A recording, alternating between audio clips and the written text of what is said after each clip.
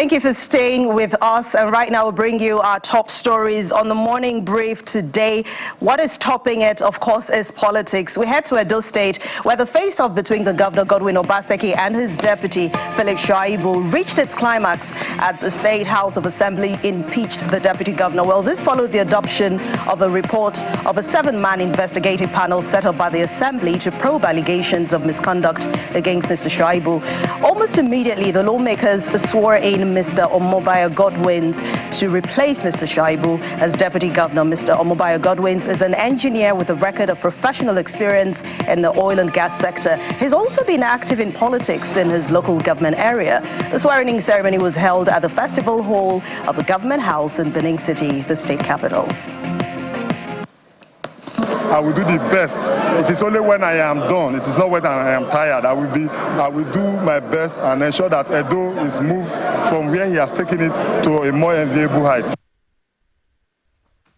Let's head to the judiciary now, where the Lagos High Court sitting in Ikeja ordered the remand of the former governor of the Central Bank of Nigeria, Godwin Mfla, in the custody of the Economic and Financial Crimes Commission, the EFCC. But the court also ordered the remand of his co-defendant, Henry Omoile, in the custody of the Ikoyi Correctional Center, pending the ruling on their bail applications, which was fixed for Thursday, April the 11th. Justice Rahman Oshodi gave that order after both men pleaded not guilty to a 26-count charge bordering on abuse of office.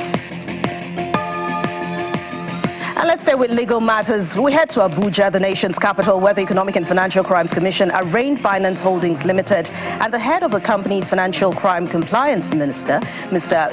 Tigran Gambarian, over allegations of money laundering.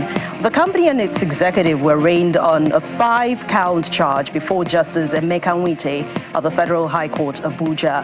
Mr. Gambarian pleaded not guilty to the charges, while a plea of not guilty was also entered for the company.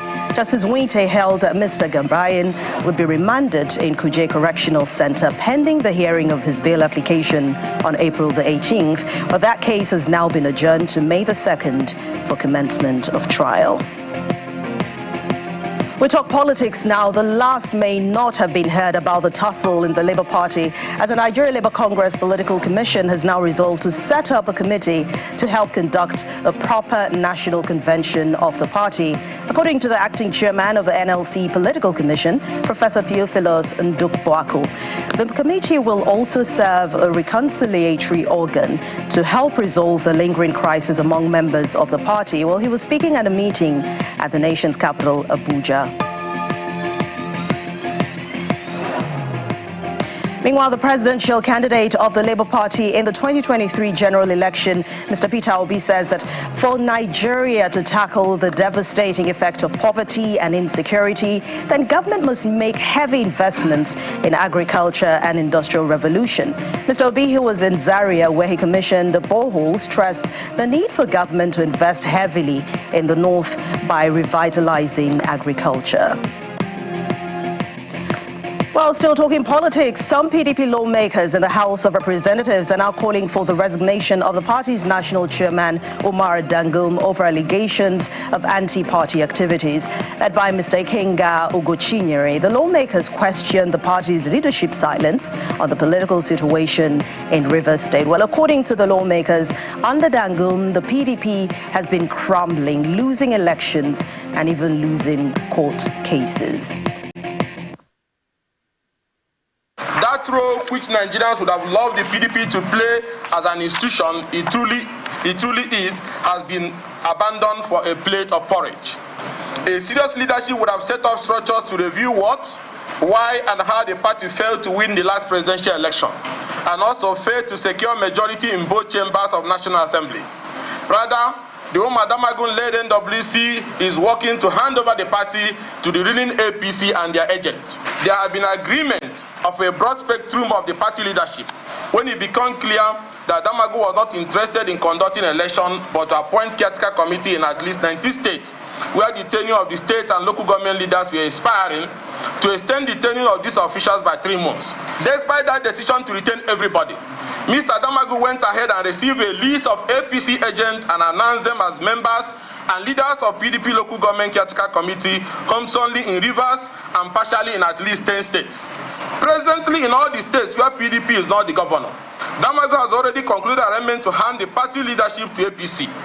In the specific case of Rivers State, the caretaker committee members from Damagu's office are LUGA chairmen produced by former Rivers State House of Assembly members who, as we all know, have lost their seats following their defection to APC. They have formally left the PDP, and Damagu is taking a list from them to announce. Let's talk security matters now. An alleged bandit kingpin operating around Zurmi local government area of Zamfara State, identified as Sani Dangote, has been reportedly killed during a clash with a rival group in Zamfara State. Well, he was said to have been killed alongside his two brothers and some of his fighters by one notorious Adankarami in Duburum Forest in Zurmi local government area of the state. A top security intelligence around the local government told Channels Television that the gun battle started around 2 p.m., lasted till about 6 p.m., and that duel left several bandits dead.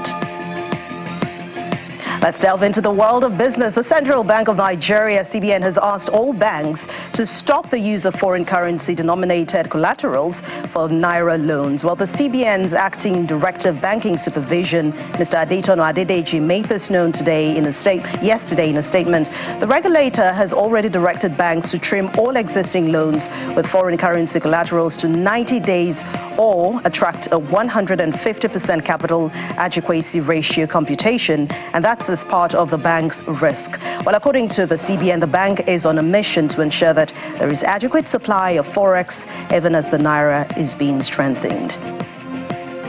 Outsider shows tens of millions of people tilted their heads to the sky, watching the wonder as the day turned into night yesterday. The total eclipse was a phenomenon like no other for many observers. The moon first overlapped the sun in the southwestern region of Mexico before then moving between Earth and sun, extinguishing its light in total eclipse.